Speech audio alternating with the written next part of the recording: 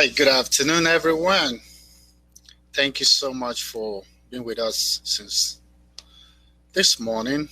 Um, we're going to take on our last session, and thank you so much for those of you joining us all over the world. And so, this session during the 2020 US-Africa Business Expo, hosted as a side event to the 75th UN General Assembly. This session will focus on economic opportunities in Africa, engaging with the diaspora, with the African diaspora for trade. My name is Benga Motaya. For those who don't know, I'm the Executive Director at the USAfrica Trade and Business Network. And I'm the founder of Pacesetters Agency. We're a New York City and State MWBE organization. We help businesses to launch globally, and we leverage digital tools and matchmaking events. So if you have any business that you would like to take international, go global, you can reach out to us to support you with this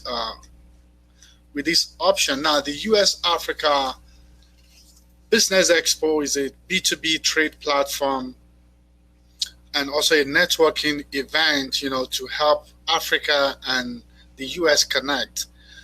It's an opportunity to connect new buyers and suppliers and investment opportunities together, so we can bring the opportunities that are bound in that continent with the platform we have in the US.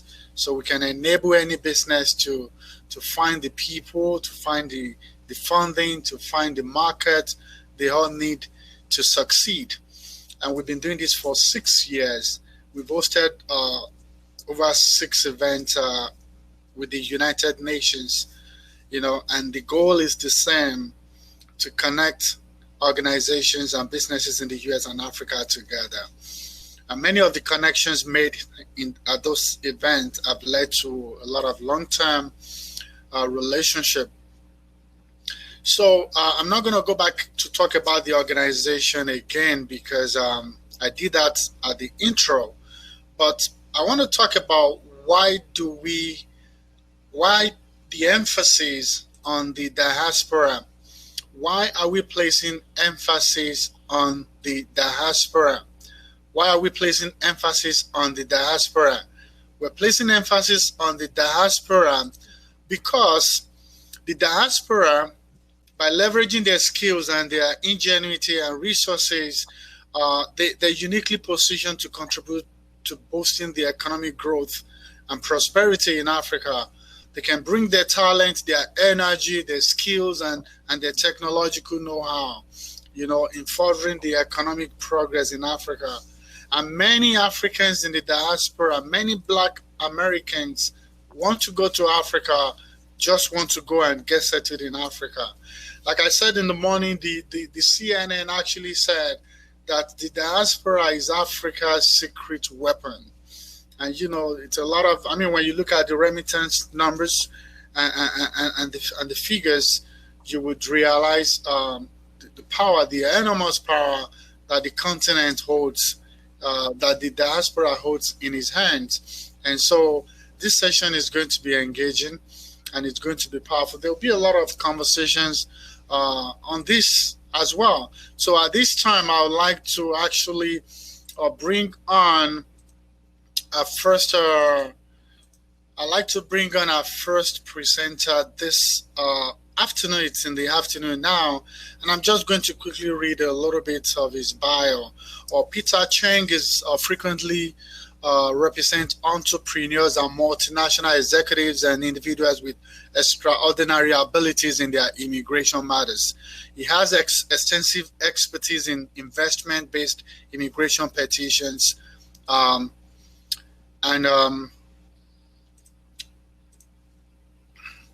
he has represented EB5 investors of diverse cultural background and regularly advises on regional centers, developers and business owners on issues related to the EB5 investment program.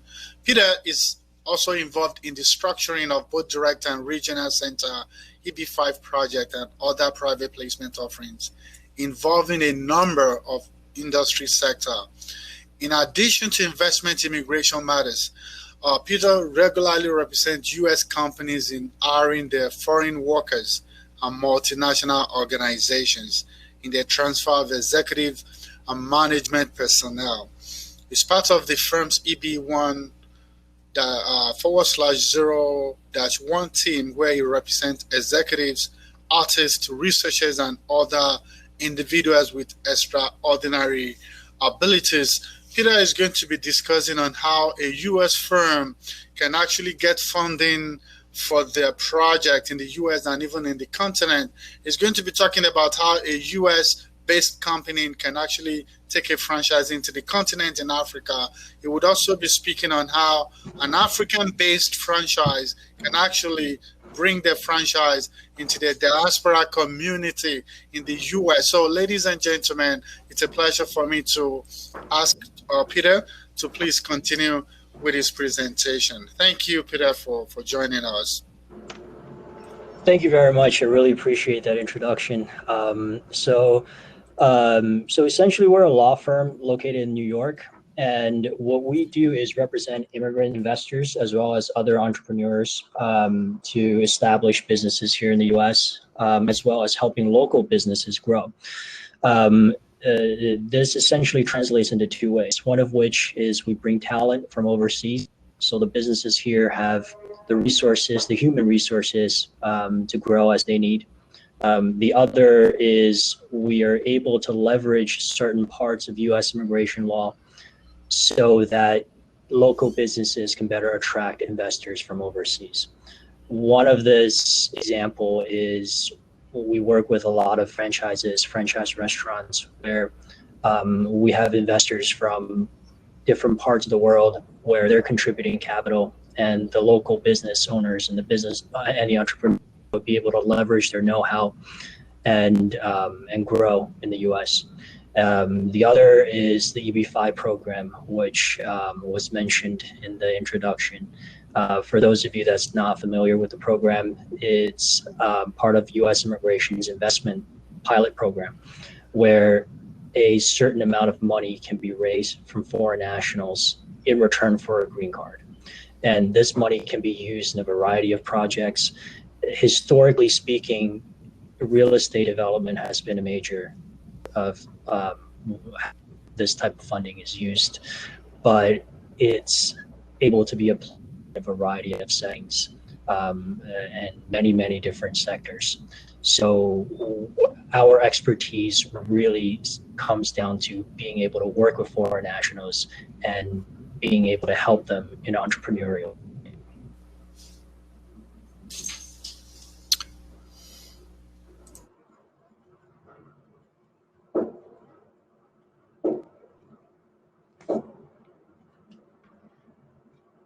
Thank you, Peter, for that introduction.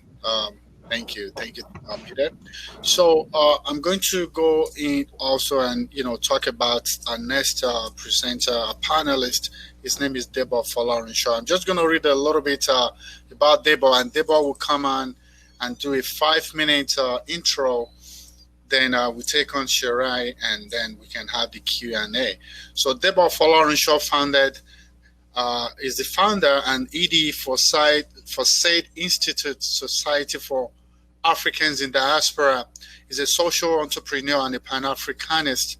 He works with Sony Music, Creative Group, Warner Music Communications and Design Group. Debo considers himself as a social person and easy to get along with. He attempts to bring a little spark of fun wherever he goes. The goals and mission of SAID is to showcase Africa in a new and positive light. Debo has been invited to the UN, UNESCO, African Business Club of Columbia School, and most recently at the Global Leadership and Entrepreneurship Summit in Paris. As founder of SAID Institute, a Pan-African Library, and a consultant for the United Nations Population Fund, Debo continues to shape his view regarding the importance of storytelling and entrepreneurship and aims to catalyze a new generation of ethical entrepreneur African leaders. He's a graduate of the Art Institute of New York and holds a bachelor's degree in urban and regional planning from the University of Lagos. In addition, he has a strong community leadership experience through his ongoing commitment to organization. And so, without wasting much of our time, I'd like to invite Debo for a 5 minute introduction into the panel this afternoon. Thank you, Debo, for joining us. Thank you, Gwenga. Thank you so much. I mean, thank you for this wonderful invitation and for this opportunity. I'm glad I'm here. I'm glad to be here at this moment. Thank you for creating this wonderful community and wonderful platform where we can create, where we can all share, where we can all connect, and most importantly, where we can always trade with one another, whether it's or knowledge or what have you. We can all have insight and ideas, to trade with one another. To Gwenga, I say thank you, and to all those in the house today, I say thank you. I see some few friends on the panel as well. Sheree is on the panel, so thank you for all the wonderful speakers and also for the whatever you're privileged to see one another, to hear from one another during this time. So I welcome you on board, and I say thank you to all our audience as well. So like Gwenga said, my name is Debo. Head and SAID Institute. The acronym for SAID is Society for Africans in Diaspora, and our mission is simple. Our mission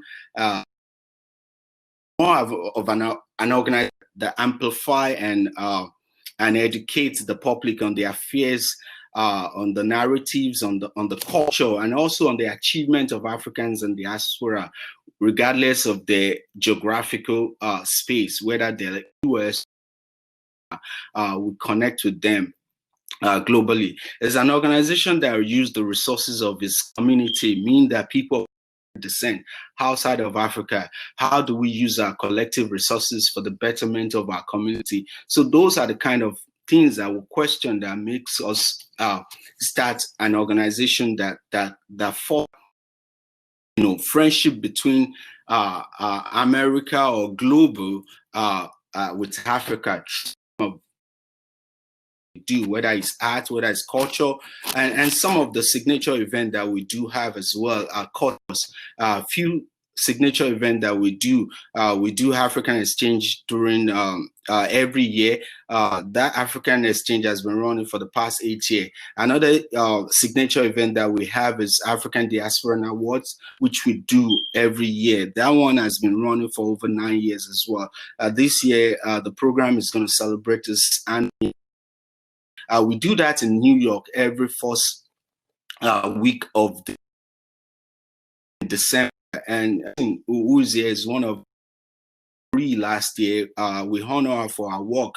So we bring together with people who have made impact in the diaspora community together. We sort of form a network of diasporan leaders, a network of change makers, a network of people who create the betterment of the community and provide insight, ideas, and collaboration, and also address issues that might be of challenge Africans in diaspora, and able to look into the shared future in terms to collect.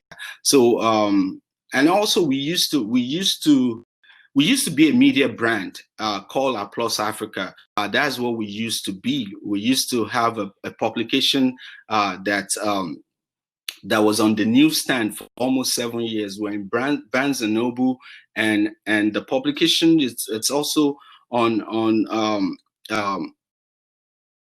airports, newsstands in US, Canada, Lagos, Nigeria, and Africa and Ghana, and that will circulate just to kind of promote our culture, promote our music, promote our, the entrepreneurship spirit, and also to be able to claim the ownership of our story and reclaim our own story, story that comes from us. This is not the time of Ella, or this is the time of Obafemi Awolowo or Fela. It's our time. So how do we claim ownership of that and capture things or people or change maker that are making impact globally and also continent? So we look at ourselves and say, okay, the magazine might not be able to cause the kind of revolution or the kind of evolution that we want in the community. So community to be transformed, but we knew that the magazine alone or the event alone cannot do this. So last year, during the commemoration of 400 years of Africans in America, which is it was documented that the first slave came in 1619, and last year was the 400 years of that anniversary, and we had, we've been talking like, okay, we want to do something that is very noble, and what we did is to open a Pan-African library in Houston, a physical library that has a collections of books, and it's also a space that accommodate all our history, all our achievements, and all that. So we want to use that place where the place as a tools and resources where we can come together and share, where we can come together and create, where we can come together and think, a place where we can dream, a place where we can all create and share idea. And what would that be? We want it to be a public space. We don't want it to be like a gallery or museum, but we want it to be a knowledge space. So and it comes from happiness and education. How do we combine happiness and education? How do we combine that together? So we decided that we're going to open the library. So the library was opened in August last year during the commemoration of 400 years of African America. So it's a very creative space where we can create where we create dialogue, where we support creativity. As an open space where we do all sort of things. So if you're visiting Houston, I will say join us at the library, which is in Houston. And if you're in New York, the next ADA that we have anniversary is always in New York. We might not be able to gather this year to have a physical celebration, but we're thinking about reunion. We'll share some more information online, and you can join us. You can join us to celebrate the 10-year anniversary of ADA. So let me say this before you caught me. For everyone listen, for everybody that is with us today, for us, trade is important, invest important. Some people believe trade. Some people don't believe that politics or our leaders might change things in Africa, but we believe trade will change things, investment will change things. When money speaks and people keep quiet, and also the knowledge that the diasporas are bringing back might not be money, might not be remittance, but the skills and the knowledge that the diaspora has to contribute to the continent. So this topic is near and dear to my heart. I take it serious. When Gbenga said on it, is a core mission, is one of our core mission at SAID Institute, which is Society for Africans in Diaspora. Thank you.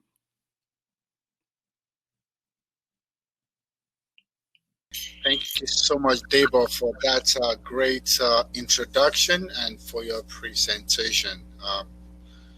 Listen, I've known you for years. I know what you do. Like you rightly said, the diaspora is dear to your heart. You are the executive producer of the African Diaspora Awards, like you rightly mentioned. And with what the Institute is doing right now, I think it's an amazing work that you do, Debo. So thank you so much, Debo, for that presentation. I am very, very proud to have met you. and the continent is proud of you for what you have done. And so, ladies and gentlemen, we're going to move forward with this event. And at this time, I'm just going to speak a little bit about a woman that it's an amazing woman.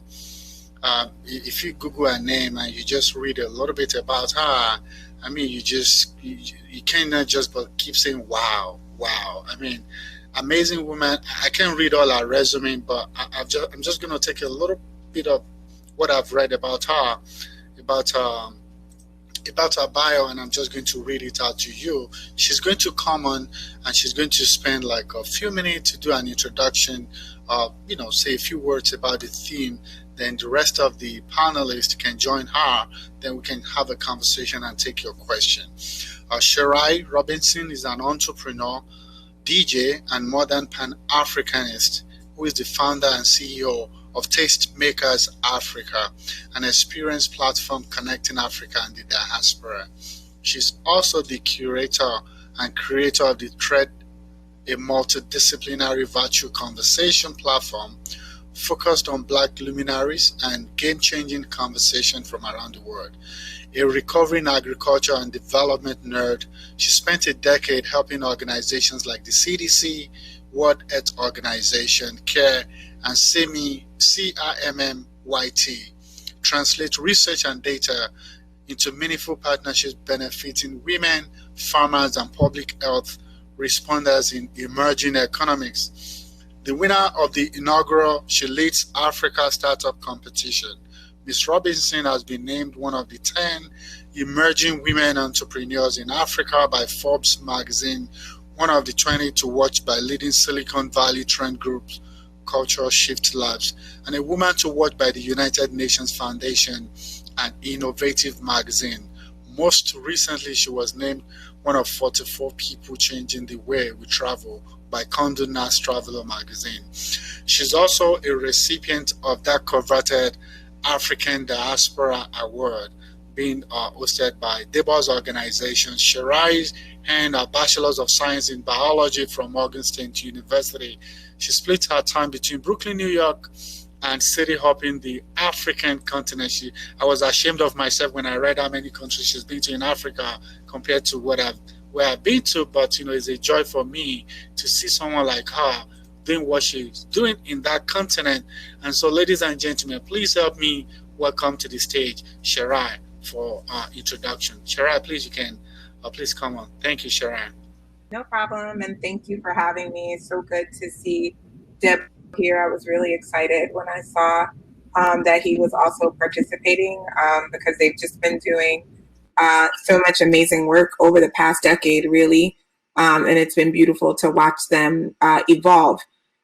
So I'll talk a little bit about my journey and sort of building Tastemakers, and I'll speak about these things specifically through the lens of trade.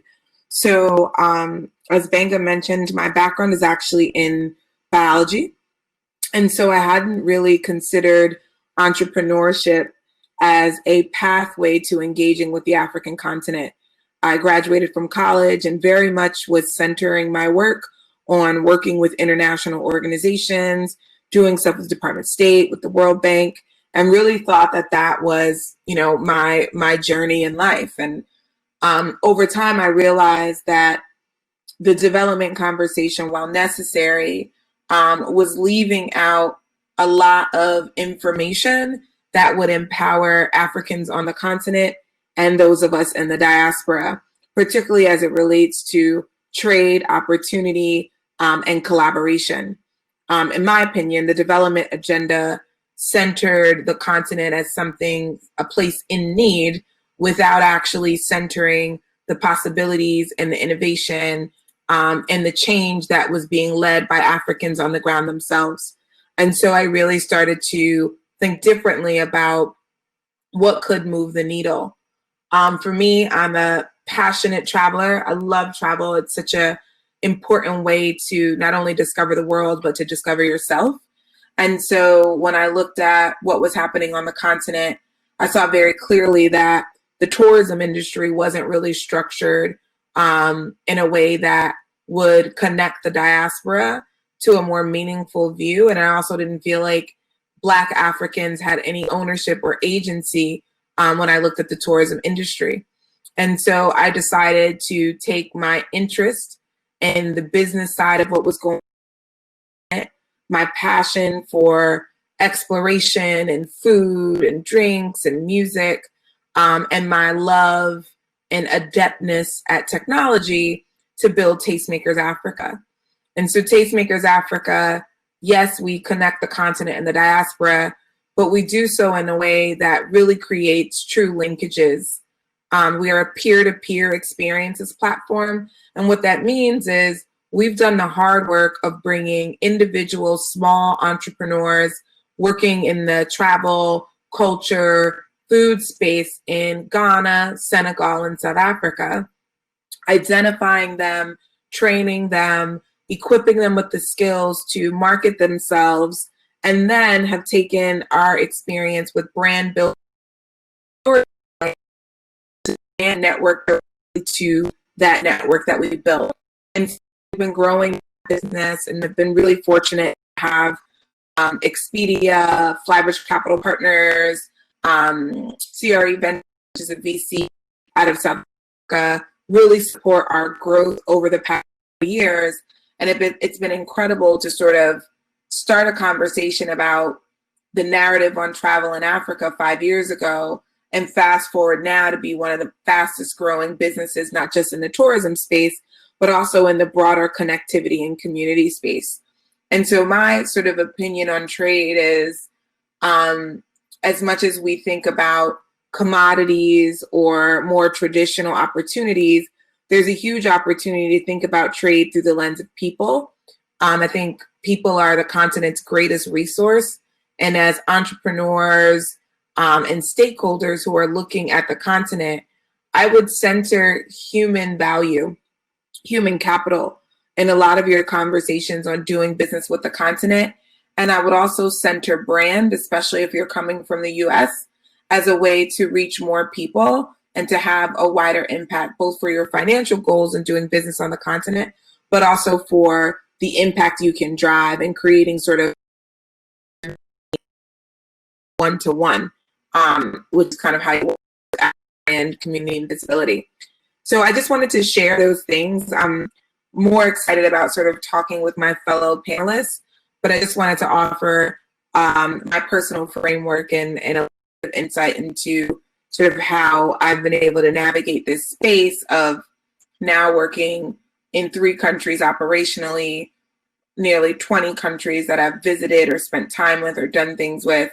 And as I look towards the future, looking at technology, brand, and community as things we really should be investing in when we're thinking about trade to or within the continent.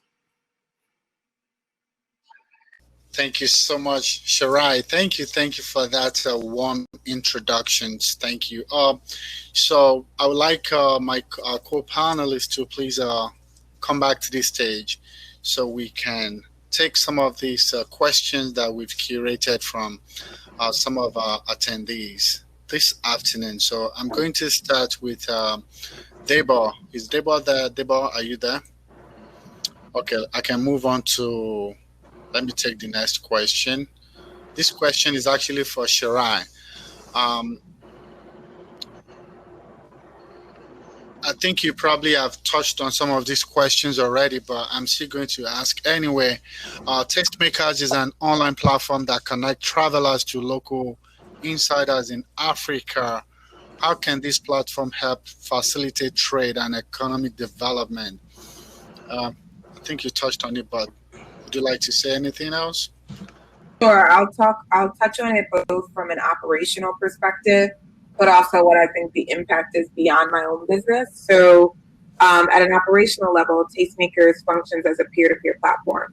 So you think of your Airbnbs, your Ubers of the world, these are all peer-to-peer marketplaces. And so the business model for Tastemakers is very much in that vein. So what we provide is the brand, the demand side generation, and the technology platform that makes ease of transacting simple. And ease of doing payout simple. And what we do on the other side of that is build up a new first-in-class supplier network in the tourism industry. So if you go to places like Ghana or Senegal, tourism is like super fragmented. You have large operators largely doing the same exact tour, but you have a travel market that's evolving and wanting things to be more authentic and more niche, but no one creating that supplier base on the continent, particularly in emerging destinations. These things are very prevalent in Morocco and in South Africa. When you look east and west, not as formalized. And so what we did is seed those new suppliers, bring them into the ecosystem, and then bring demand and technology that allowed them to reach more customers, all in the same, sorry, series, and brought them all together. But I think what's bigger, I won't say bigger because we're growing a lot, even with COVID. We've made some interesting pivots to be able to continue to connect those communities and even monetize it, even when people can't travel. So that's been really interesting. But I think beyond our business and the impact of it are the impact of changing the narrative completely. So being able to have a venture-backed business in the African travel space opens up a conversation about Africa to investors who have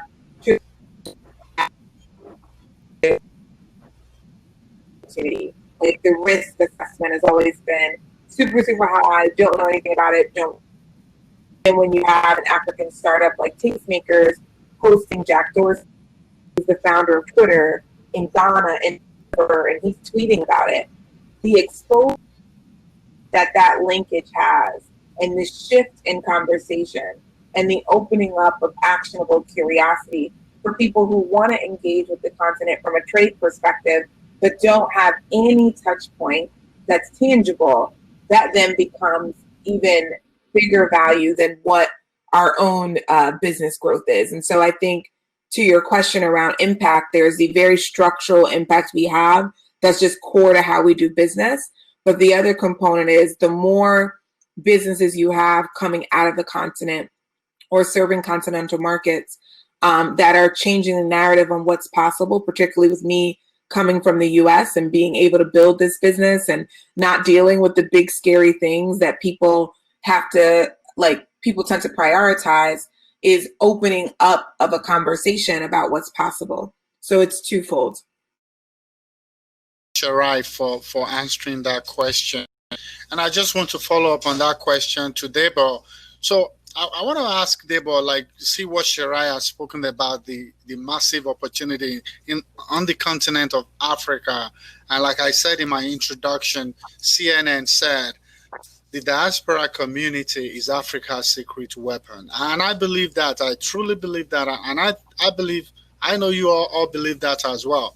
So my question is, Debo, is there a common agenda or structure that governs the way we as diaspora, how we operate?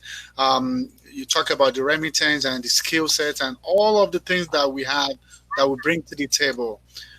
What are the roles of Africans in the diaspora? Is there a common agenda or structure that can help to leverage on these opportunities so we can have this mass impact on the continent of Africa?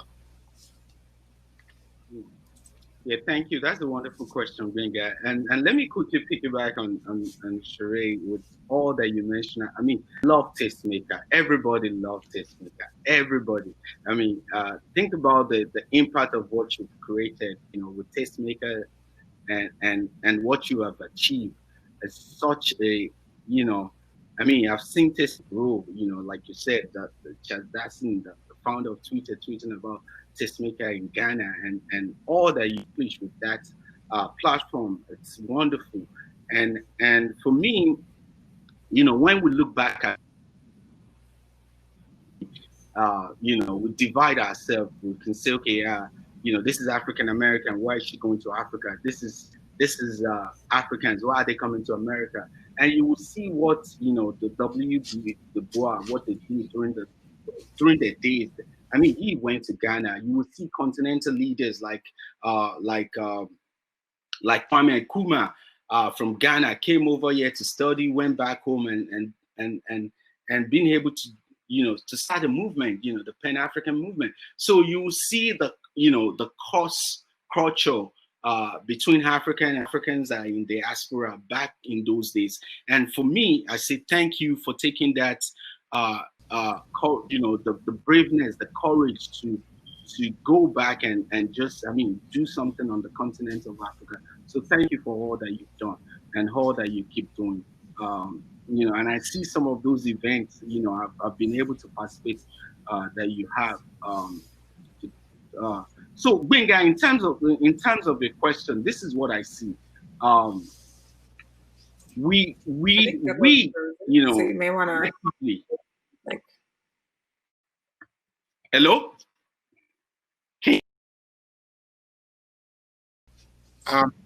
Yes, we can. Even though it's lagging, but keep going. You get better. Hello. Yes, Debo. Hello. Hello. Yes, Debo. We can hear you. Can you hear me now? Yes, okay. Debo. So but your camera is off, but go ahead. My camera is off. It's okay, Debo. You can go ahead. So let me. Okay. So for me, I think that's a wonderful question. I don't think together collectively we all have an agenda.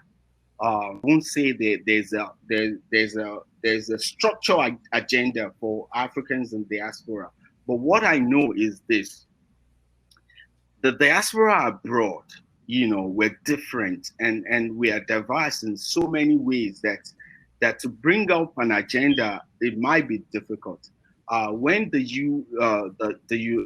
African Union said, okay, diaspora is the sixth, they knew that, there might not be an agenda. But for me to say this, diaspora have one leg here in US and one leg on the continent. And for us, kind of battling with both worlds. We want to see what's going on the continent in terms of economic change, power shift, and the better. And over here as well, we're organizing ourselves, not to forget about our culture, to do things collectively. So for me, I think for me, the community is so big that we might not be able to have a unified agenda. But what I know is this: majority of us are connected back home. I can say maybe 20-30% of Africans that live in the diaspora have home in their home country, and they do go back. But in terms of trade and investment, people always talk about the remittance and sending money back, and they forget about the skills and the knowledge and the insights that we have that will contribute to the country as well. Some people go back home and volunteer, nurses, doctors, they work for 2-3 months and they come back. We have visiting professors that will go to the continent and contribute their knowledge. And those people don't talk about that. All the remittance. I think now, for me, I know what the remittance can do in terms of economic power, shifting that. I know what they can do. But let's look beyond the remittance. Let's look at the skills and the influence that we have. We have people that are really doing well here, that going back home to contribute their skill is much bigger than the money. We have Jessica Marty, who created a jumping rope that powers energy. We have Richard Dennis, being a major cultural force here, who is someone of the African descent. So we have all those great leaders that we have, and they can all and contribute and be part of the trade, be part of the investment, contribute their knowledge and their skills. People forget that. But for me, I think majority of the diaspora are always looking for opportunity to invest back home. Some people go back home and maybe once or twice. Some people just want to move back home. I have friends that have moved back home and they're doing well. And they, all the knowledge that they've learned here, and they were able to go back home and just be able to contribute. So for me, thank you, Dave. We should talk about the civic society, the entrepreneurs, the professional knowledge that we're contributing to the continent, not just the remittance. So thank you. Thank you, Deborah. I appreciate that you emphasizing on that. The diaspora have a lot of role to play in Africa's development, going beyond their money, like you said. They can be an advisor, they can be a partner, they can be a mentor, they can be a facilitator, they can be a linkage, like what Sharai and what we do here. So the role that we have to play is a lot. We can help with, coming up with strategic approach to how our governance is done in Africa. So a lot of roles we can play. Thank you for emphasizing on that. So I'm going to go to Peter. If Peter is there, please, you can come on. I'd like to ask you a question. So Deborah mentioned project finance, and Sharai spoke about the things it does in Africa.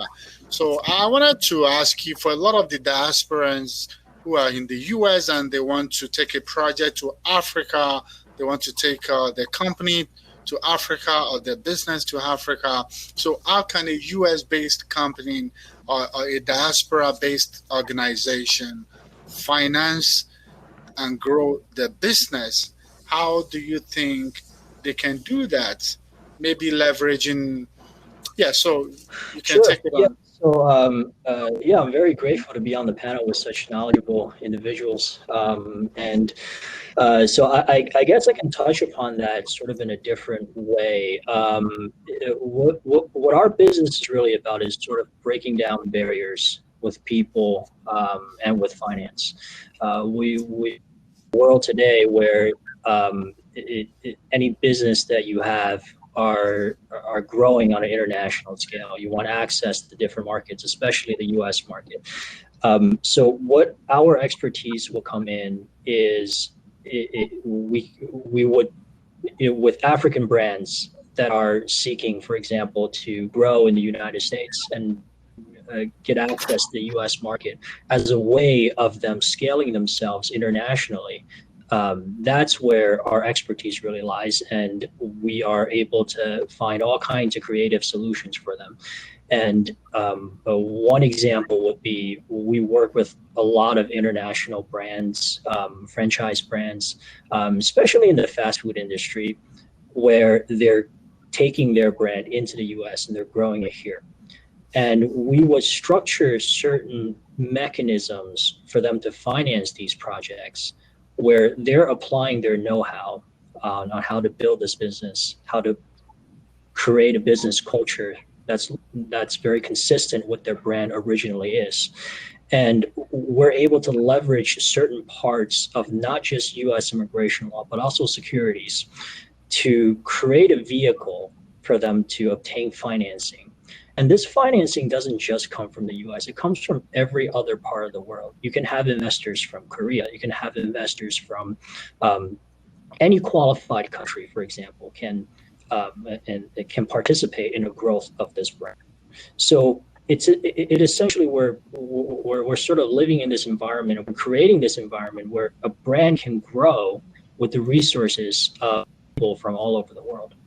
And that's just one part of how we can help the growth of certain businesses from the African continent. And in a lot of ways, it's with local diaspora collaborating with African investors, African businesses, we're able to bridge that gap by creating these sort of very creative vehicles to help them grow their business in the U.S. market. Thank you so much, Peter, for that informative answer. Thank you for coming back, Sharai. I would like to, just to follow through with the question we asked Peter. I would like to ask you this question that came in. What are some? Actually, give me 1 second. Okay, so for those looking for investors into startups, because we were talking about project finance, a lot of the diasporas will, they want to go to Africa, but you never had the money when you went there. You never got the investors when you went in there. So, but a lot of them are looking to go into Africa, and we're looking at project finance. So, what advice would you give them on how to get started, using your own journey as a guide?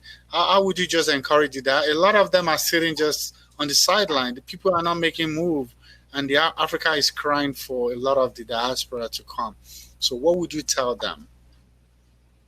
I would actually first tell them to consider whether outside financing is really what they need. I mean, I think depending on your business and the pace and scale at which you want to grow, financing is not always the answer.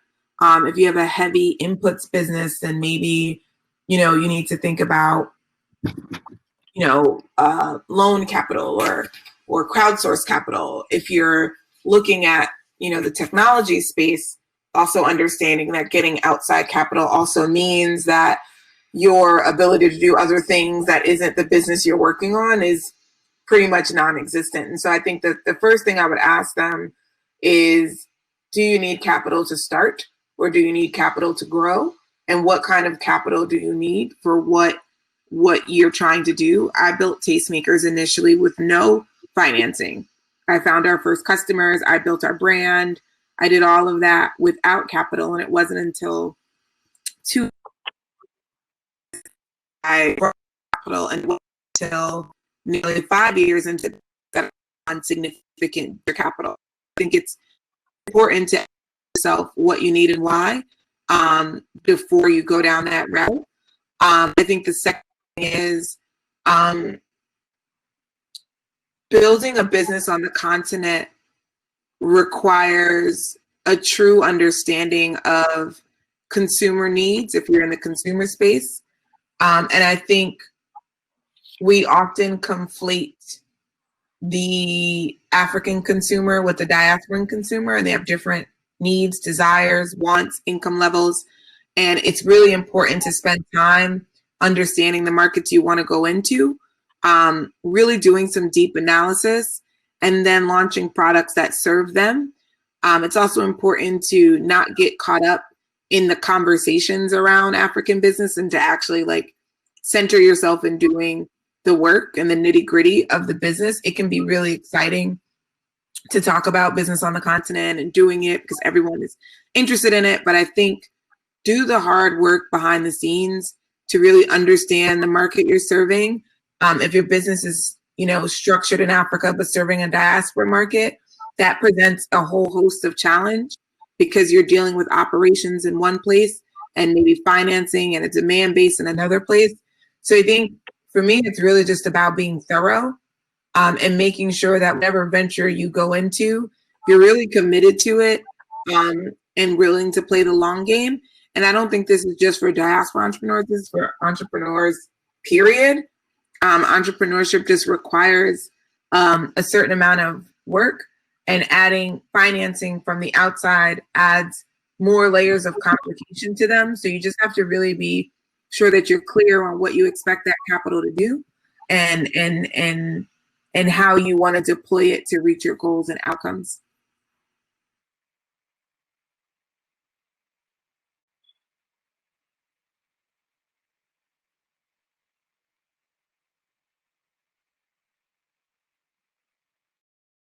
Yeah, we can hear you.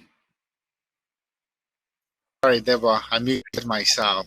Yeah, so I was just thanking Sharai, and I'm saying that either you or Peter, if you have anything to contribute to what Sharai had said, you can please go ahead. But a question came in. It was for Sharai, but I believe everyone can also. But please feel free to jump in if you have anything.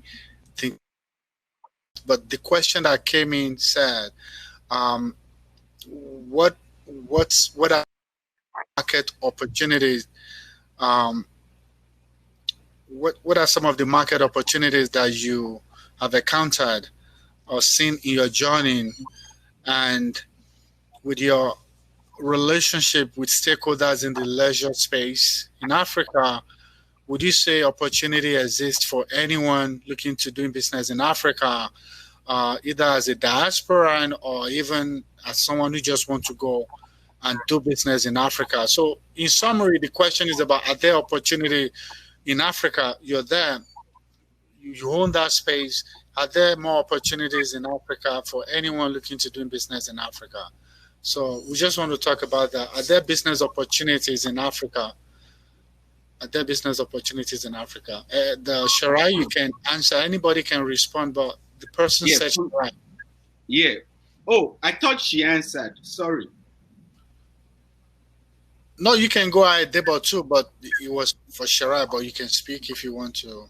No, I think you can answer, Sharai, if the question is for you. But I really believe there's opportunity in Africa. I'm 100% believe there is opportunity. I mean, Africa has more than 1 billion people. I mean, in Nigeria, Lagos have 200 million people. I mean, Africa is rated as the next China. So why not go? Why not tap into that opportunity? I mean, these are, in Africa now we consume more than what we make. So there's so much opportunity in terms of investment, in terms of manufacturing, in terms of so many things that you can think about. I think in the next few years, we're going to see some changes, and if you don't tap into the opportunity and the landscape that Africa provides now, you'll be missing along the line. So that's what I just want to add. Thank you, Deba. Sharai?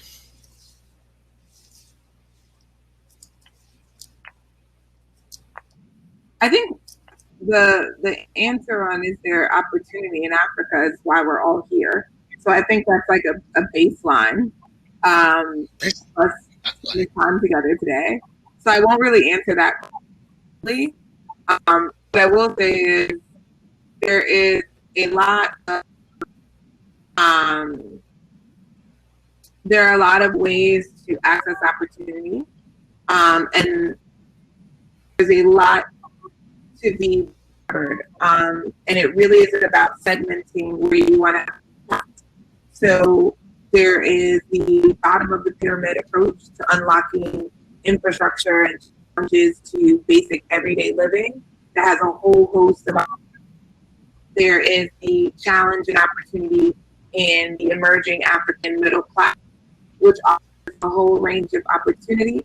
And then there are sort of the traditional large multi-million-dollar projects in commodities, large-scale infrastructure projects that I think tend to take up the bulk of the conversation. I'm mostly excited about the foundational opportunities. I think there's a lot of money to be made figuring out products that cost less than $1 per customer and selling that to millions of people on the continent. And I think a lot of people aren't thinking about those projects because they're not always as sexy or fancy. But I can tell you, the minute I sell my current business, the next business I do on the continent will be something that is delivering consumer-based products that are need and access-based that cost less than $1 to deliver in larger cities. If not that, then it'll be.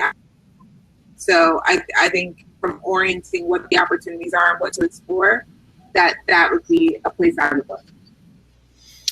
Thank you so much, Sharai. I personally agree with both Deborah and yourself. I mean, with the ratification of the trade agreement with the 54 countries in Africa, we now have a combined market of 1.2 billion people. And like Sharai said, if you're selling a product for 10 cents to a market of 1.2 billion people, you can do the calculation, so you can see the opportunity. And for the very first time, so we happen to be the largest market in the world when you look at the numbers of participating countries, 54 countries in Africa. So in the past, you can go into Ghana, and to go into Nigeria, you have to repeat the process of getting licensing and all of that. But with the trade agreement with the African Continental Free Trade, that has made it possible. and I think they started the implementation last month with the headquarters in Ghana. So I personally, I believe there is opportunity in Africa, and that's why I believe in what we do in this organization. It's been projected that Africa population will double by the year 2025, and that tells me, and we're actually the youngest population right now in the entire world. So I think, and we have about 40% of the entire world's natural resource, and we're the second largest. We have the second largest population as a continent. So these numbers tells me a lot. It tells me a lot, and I'm glad that we have people like yourself, Debo, and everyone out there championing the cause for the continent. So yes, thank you so much for the contribution. The next question, and I'm going to take the last round of question. The next question goes to Peter. It says, for a company in the US or for a company in Africa looking to bring in that franchise, so what I've seen over time is the diaspora population. When I was in Nigeria, there are a lot of products and services that I was used to as a little kid, but coming to the US, I couldn't find those products anymore. And these products and services and brands are still doing well in Africa.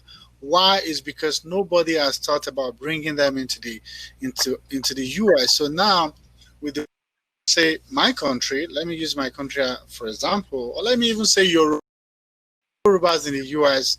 I know we're a lot, but I don't know the numbers. So, Peter, how can a brand in Africa that the diaspora knows before they came into the US, how can they be brought into the US as a franchise? So to say, how can you bring product and make it relevant into the continent? To America, North America. Sure. Yeah, so I think that's a really good question. One of the key things about doing that really is a combination of not just capital, but also human resources. You want to have talented people that are foundational to the brand itself to be able to come here and help the business grow in the US.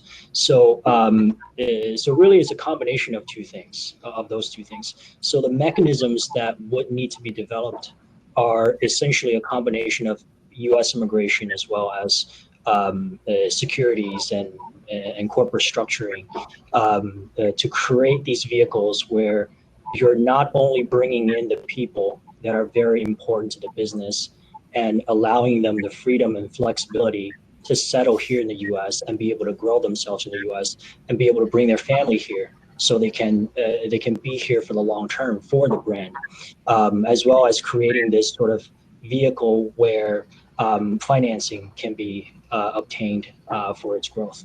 With any kind of business, there's various ways to go about it. But one of the more popular ways, or that we've seen in recent years, especially after 2008, is through these immigration-related financing vehicles.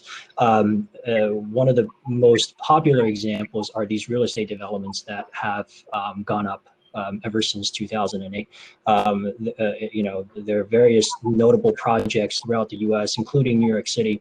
Hudson Yards is one of them, and they're sort of the pioneers for using these programs to finance the growth of private projects. And that mechanism can be applied in many ways to help foreign businesses come into the U.S., bring their people, and as well as structuring sort of a long-term financing plan for themselves. Thank you, Peter, for that insight. So like I said, we will be taking the final round of question, and this question goes to Debo. Debo, if you're there, let me know you're there. This question is about remittance. I don't even know where to start. My country, I know Nigeria. Don't judge me. I know we're the fourth. Actually, we're we have the highest remittance figures into Africa. In 2018 alone, all of the total remittances that came from the U.S. to Nigeria was more than the foreign direct investment. It was more than the budget of that year in Nigeria. You know, it was massive. A lot of money flows into the continent, and these monies are used to pay for school fees, to pay for hospital bills. They're used to build houses, and so they're not really for major project that would have a major economic impact. So the question is, and this question has been ongoing for a long time. So as why has they been able to figure this out? How can this remittance figure? Because until only God knows until when people would continue to send money to their friends and families in Africa. It depends on their families overseas. So how can these funds be leveraged in a way that it would have major impact on the continent? Because right now it's spread out. Everybody's sending little dollars there and there, building houses, paying school fees, but when you look at the total figure, you know it's a lot of money. How can these funds be leveraged to affect the continent in a positive manner, either as a private sector initiative, a government, a public sector initiative? Do you have an idea what is lacking, what is the issue, and what are your thoughts around these remittance figures? Yeah, thank you, Binga. I'm not sure. Can you guys hear me? Maybe it's my system here. We can hear you, Debo. I can hear you very clear, but I just can't see you. But yeah, I see you on and off. But Oh, we can wow. hear you very well. Okay, wow. I can see myself. Sorry. so from Binga, thank you for that question. So I do send money back home. I do. You know, I have family, I have relationship, you know, that are still back home, and I do chip in. You know, I think majority of us in the diaspora always send money back home. And I mean, there's a particular time they said Nigerians spend about, I think, 6 billion or something like that in a particular year, which is major. But for me, I really want us to see how we can do things differently apart from the remittance. There are some issues that are coming up with Nigerian bonds, whether you've heard about the bonds and all that. But for me, I don't really want to talk about the remittance, because individual pockets always have individual issues that cater to them. So when their family are sending money, they're sending money for that particular issue alone. But for me, where we stand, as said, as an organization, as an organization that educates and also amplify and use our collective resources in terms of what we do as Africans in the diaspora, it's more of an advocacy. It's more of, you know, the acquisition of knowledge that we've all gained here. How can it be transferred back home? How can we advocate for, you know, for free and fair election in the country? How can we advocate for system of education that will change life and impact community? How can we advocate for the safety of a society, whether in Kano or in Soweto? How can we advocate for the area of the people, the well-being of the people? You know, thank God that the issue of the trade is going on, like, you know, to open its border and we can all do things collectively. But for me, the remittance is not a major for me to discuss. I mean, we know the implication. I'm not just saying, oh, we shouldn't be worried about remittance. We should be worried. When a family is in need, a family is in need. Money. When you're investing, you have to send that money. When you're chipping in with contribution within a community project, you have to chip in. But for me, what I want within us as Africans and the diaspora is more of how do Africa needs our skill. Africa needs our, you know, the knowledge and the insights that we have gained. And moving it back home is more important than the remittance. I mean, look at what Sheree is doing now. She's talking about, you know, having a product that is less than $1 that can go on the continent. I mean, that's major and it's affordable. So for me, you're using your knowledge, know-how and you're taking it back to the continent to be able to influence change and impact change. For me, when you have seen things different, Right. you've seen things done differently. So you can't go back and be part of what is normal because you are not normal. Where you're coming from is not normal. So you can't go there and feel like you're normal. So we need to see change. We need to see trade. We need to see investment. We need to see,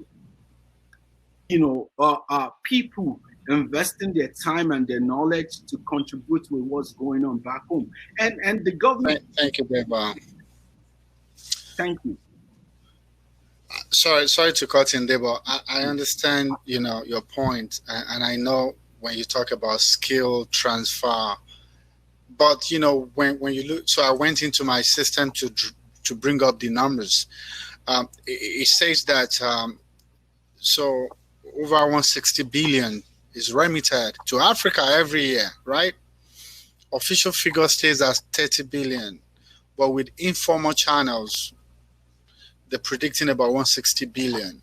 So I was talking about Nigeria. So in 2018, $25 billion was sent to Nigeria in 2018, which is over 83% of Nigerian national budget in that year.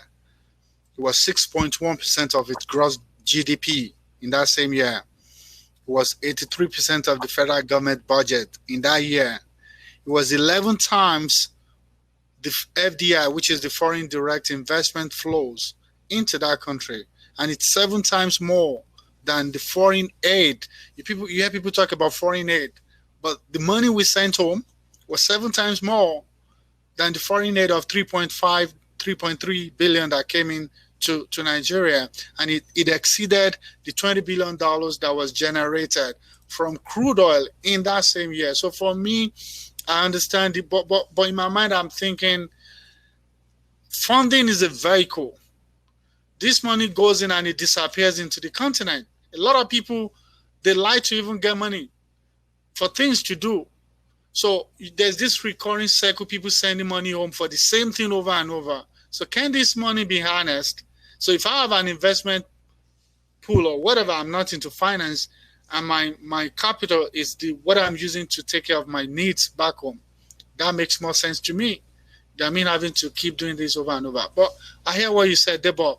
But I read that to bring up that conversation again. Maybe maybe Peter would like to say 1 or 2 things into that. I just feel that I don't see anything.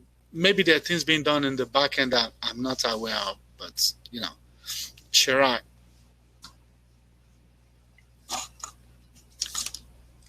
Challenge with the remittances conversation is that it's inflows. Like people like to say there are more remittances going into the continent than foreign aid. Yes, but those are personal inflows. So people are not bundling remittances into strategic projects. They're sending them to individual family members to handle individual family projects. Now, I think there's a world, I think Home Strings, which was started by Eric Gishard, was doing a really good job of taking sort of the remittances market and using it as more of a crowdfunding mechanism for projects on the continent.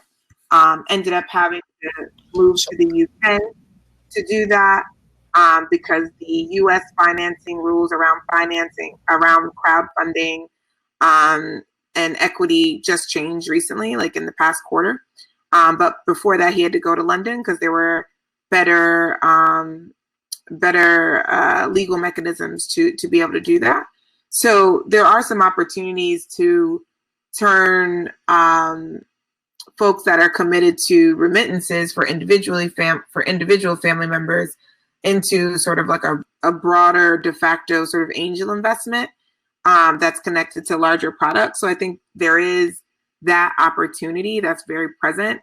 I think, where does the money go? You can't discount, though, at the same time, what individual families have been able to do. And so I think, you know, on the one hand, it's like, yeah, it'd be better if there was strategy, you know, around this. But at the same time, like the reason the continent has taken leap forwards is a combination of external FDI and internal entrepreneurial outputs, knowledge, and know-how. And so, you know, some of it is just,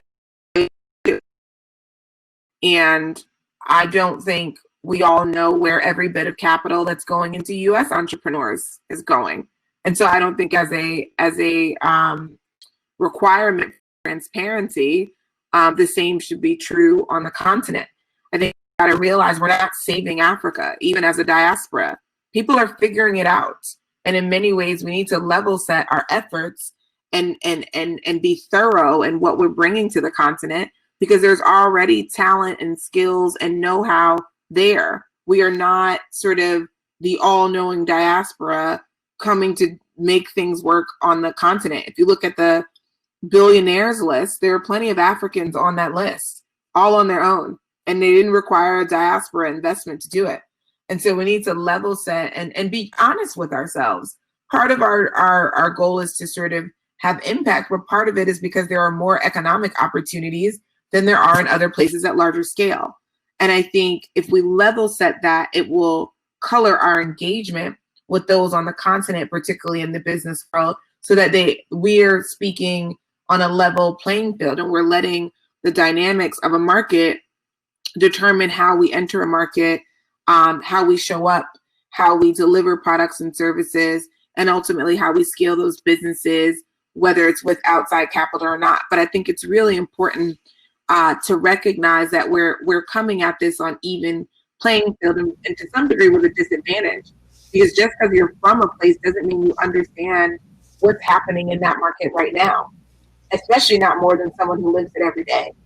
And so I think we really need to be careful in how we think about our role on the continent, because it peppers how we interact and what we're able to do. Wow. Thank you so much, Sharai. Thank you for your contribution. And that kind of tells me the need to continuously have engagement like this, to have organizations like Deborah's organization that brings the diaspora together, an event platform like this where we bring African, because sometimes a lot of people want to go into the continent, like you said, but we don't really know what's in the continent. We're thinking that we have the solution, and sometimes we have to really know what's going on before we can know where we can be relevant. Thank you for that. So because of time, we're going to just take, so we're in the last round of questions, yes. So I have one more question for Peter, and I have one for Sharai. Then you can just give your closing remark. So for Peter, I know your background is in immigration, right? So are there any vehicle or finance opportunity for anyone? So how does the U.S. immigration work with project finance? How can one leverage the other, if you know what I mean, Peter? Sure. So the U.S. immigration vehicles are predominantly designed to facilitate the U.S. interests. At least that's what their incentive is. A lot of it is focused on job creation. So if someone is investing in the U.S. for purposes of obtaining a green card or immigration benefits, they're going to want to see some kind of a job creation within the United States. But what we have seen is that the effect of these projects it really extend beyond the U.S. borders.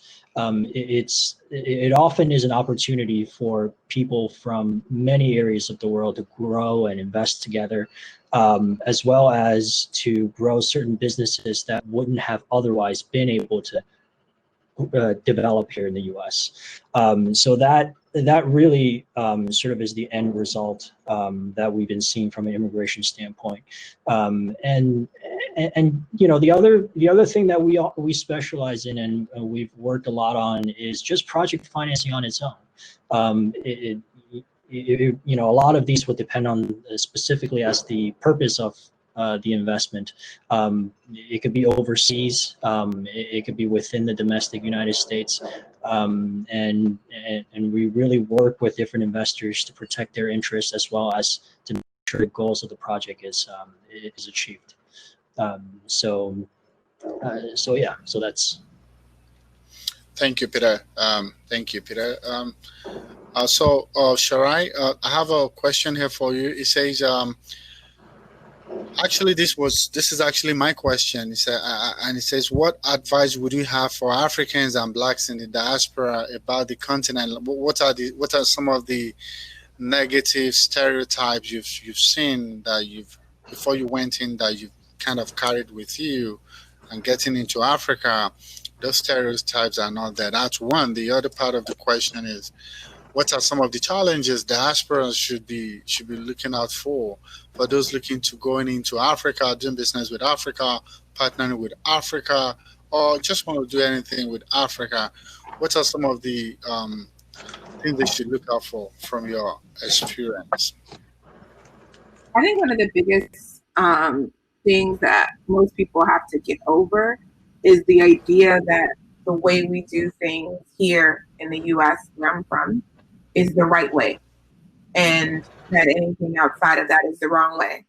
And I think this particularly shows up in things like time or efficiency, where we go to the continent and realize that people prioritize different things when making business decisions.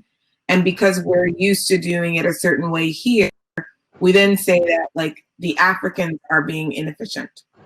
And I think what I've learned the hard way is that I think things like character are much bigger issues when you're, or things you need to think about when you're doing business on the continent, character, community, respect, than they are when doing business in the West.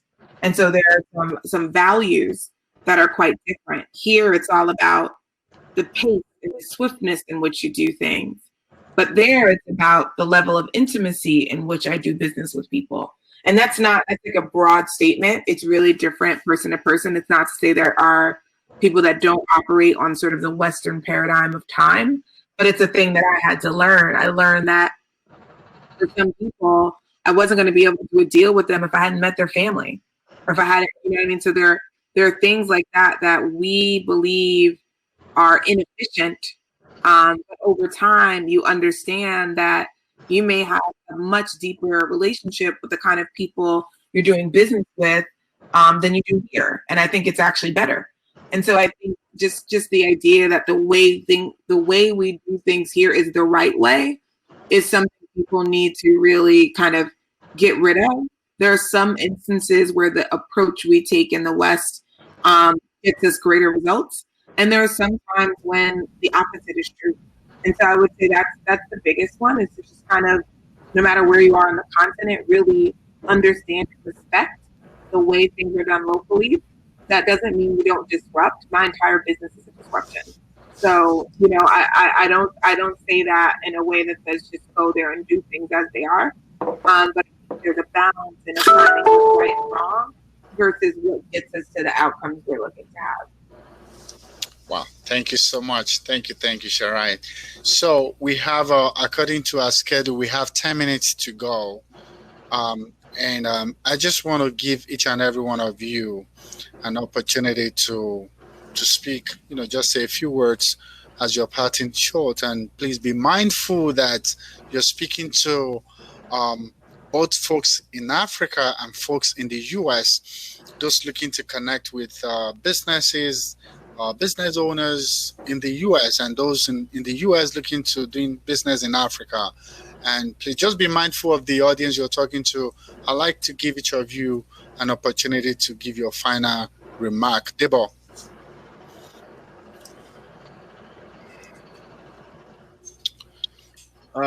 So thank you, Gbenga. Thank you, Peter. Shireen, thank you so much for all that you do. So thank you. For me, I think the Africans and the diaspora are different, and we're both. We have variety of peoples, and for me, we might not have a collective agenda in terms of what we're looking to do on the country. I mean, you might be, I'm a proud Yoruba boy, and I might find a way to deal with, an Igbo guy. Still Nigerians, not to talk less of having a Ghanaian friend or having a South African partner or having a Moroccan, we're just broad. So for me, I think collectively we need to find a way to keep advocating for good governance in Africa. We need good governance as much as we need trade and investment. We need people who can implement policies. When I look at what happened in Singapore, I think they mentioned three things about Singapore that makes Singapore what it is today. Honesty, the merit purpose, the merit of saying, okay, this is who we're gonna vote for. It's merit purpose. It's not like, oh, it's my cousin, let's give him the job, or it's a tribe of mine. It's our turn to rule Nigeria or to rule a particular local government. I mean, we see all that in Africa. Think and say, hey, we need to get people into power or into position in regards to their merit, their honesty, in regards to their knowledge, know-how. Thank you. Sherry, I agree with what you've said in terms of we not imposing ideas on the continent. But sometimes when you know too much, I mean, we just have to find a balance. When you know too much, they said too much is given, much is expected. So when you know too much, you feel like your way is the only way. And it might not be true, but some case it might be true. So for me, as an organization that I led as Society for Africans in Diaspora, we advocate for trade and investment, but we also advocate for good governance. We also advocate for a system of education that works for each and every one of us. We and people on the continent advocate for open border. Thank you, Debo. To be able to trade with one another. So thank you. That's my token. Thank you, Debo, for that submission. I would have just allowed you to continue, but the system is scheduled to stop in 5 minutes. So I want to. So I was laughing, I was smiling when you were talking, not because of what you were saying, because I just found out that I've been calling Sheree. I've been messing up the name. I'm so sorry. Oh man, I got corrected on the phone, on the chat, and I never saw it until now. But I'm glad I was able to pick it up before the end of the event. It's Sheree. So guys, it's Sheree, not Sherai. I was saying Sherai. So it's Sheree. So on that note, Peter, I would like you to please give your closing remark. Then Sheree, then we can Sure. Well, I just want to thank everybody. Thank you, Sheree, Debo, and Banga for putting this together. And for giving us this opportunity to get to know each other and share some of our thoughts. It's been an informative experience for me as well. And for us, we're really just in the business of breaking down barriers and helping people connect with each other and do business together. And in a lot of ways, we're working with different cultures and making sure the way that different people do business is cohesive and able to meet a mutual goal. So with that said, I'm very appreciative for this opportunity and thank you everyone for your time. Thank you, Peter. We appreciate you. So finally, Sheree, please, would you like to give your closing remark? Sure. I think everyone listening, whether you're on the continent or somewhere in the world, the opportunity on the continent is huge, documented, and well understood. As a person that is an entrepreneur, I can tell you that in order to access the opportunity requires a deep dive into yourself. And so it's probably not typical business advice, but I would say really spend this time. We're in a really interesting time in the world. Make sure as you're thinking about the riches that you want Africa to give to you, you're thinking about the riches you're going to pour into Africa. And I think it's just a really important mindset to have in the midst of our current global environment. Wow. Do not just think about what you're going to get out of Africa, but what you can also give to Africa.